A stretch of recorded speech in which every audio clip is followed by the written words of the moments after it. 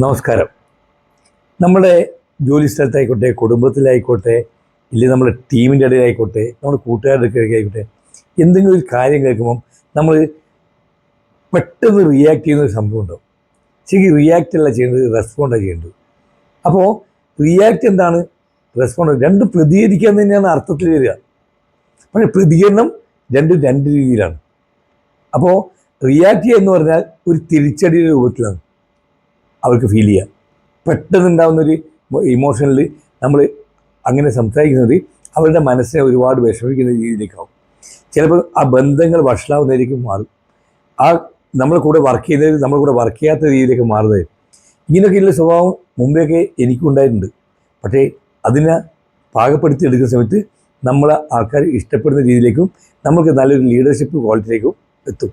കുടുംബത്തിലായാൽ പോലും നമ്മൾ ആ ബന്ധം പലപ്പോഴും ഡൈവേഴ്സിൻ്റെ വക്കിലൊക്കെ എത്തുന്ന ഒരുപാട് വിഷയങ്ങൾ വരുന്നത് ഇത്തരത്തിൽ റിയാക്ട് ചെയ്യുമ്പോഴാണ്.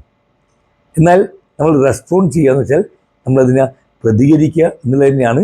പക്ഷേ അതിനെ ആലോചിച്ചിട്ട്, അപ്പോൾ പെട്ടെന്ന് തീരുമാനിക്കുന്നതിന് പകരം എന്തെങ്കിലും ഒരു സംഗതി വന്നാൽ അതിന് ഒരു ദിവസം നമ്മൾ സമയമെടുക്കുക. ഒരു നൈറ്റ്, ഒരു രാത്രി മുഴുവൻ ആലോചിച്ച് നമ്മൾ പിറ്റേതൊരു ദിവസം അതിനൊരു സൊല്യൂഷൻ കണ്ടെത്തി അതിനെങ്ങനെ പറയണമെന്ന് ചിന്തിച്ച് അതിനുള്ളൊരു മറുപടി നമ്മൾ തയ്യാറാക്കി അവരെ വിളിച്ചിരുത്തി, അല്ലെങ്കിൽ അവരെ കണ്ട്, അല്ലെങ്കിൽ വിളിച്ച് ഫോൺ ചെയ്ത് എങ്ങനെയായിക്കോട്ടെ അവർക്ക് ആ രീതിയിൽ നമ്മൾ റെസ്പോണ്ട് ചെയ്യണം.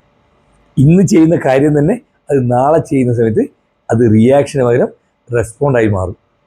അപ്പോൾ ഈ രീതിയിൽ ആലോചിച്ച് സമയമെടുത്ത് കൈകാര്യം ചെയ്യുന്ന സമയത്ത് നിങ്ങളെല്ലാവർക്കും ഇഷ്ടപ്പെടുന്ന നല്ലൊരു ലീഡർഷിപ്പ് ക്വാളിറ്റിയിൽ നല്ലൊരു ഭർത്താവായി, അല്ലെങ്കിൽ നല്ലൊരു ഭാര്യയായി, നല്ലൊരു സുഹൃത്തായി, ഇങ്ങനെ നിങ്ങളുടെ മേഖലയിൽ നിങ്ങൾക്ക് നന്നായിട്ട് രക്ഷപ്പെടാനും അതിൽ അഗ്രഗണ്യനാവാനും നമുക്ക് തന്മയത്തോടുകൂടി പ്രവർത്തിക്കാനും ഒക്കെ സാധിക്കുന്ന അവസ്ഥയിലേക്ക് മാറാൻ സാധിക്കും.